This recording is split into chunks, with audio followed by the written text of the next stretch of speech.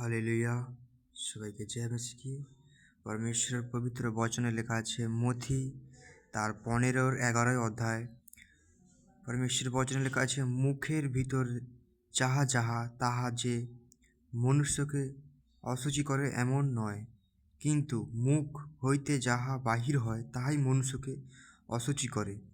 তো পরমেশ্বরের পবিত্র বচনে লেখা আছে, পরমেশ্বরের সন্তানরা যখন মুখ থেকে কিছু নেগেটিভ বলে তখনই পরমেশ্বরের সন্তানদের জীবনে কিছু নেগেটিভ হয়। তো পরমেশ্বরের বচনে লেখা আছে ক্লিয়ার, পরমেশ্বরের বচনে লেখা আছে যে মুখ থেকে যখন কেউ নেগেটিভ কিছু বলে তখনই নেগেটিভ কিছু হয়। তো কেউ যেন মুখ থেকে নেগেটিভ না কিছু বলে। পরমেশ্বরের অনুগ্রহকে দেখতে গেলে নিজের মুখের উপরে, নিজের আত্মার উপরে কন্ট্রোলকে আনতে হবে। হালেলুয়া! তো সবাই এই বচনটাকে পড়বেন আর এই বচনের মনেটাকে বুঝবেন। হালেলুয়া! সবাইকে জয় মসিহ।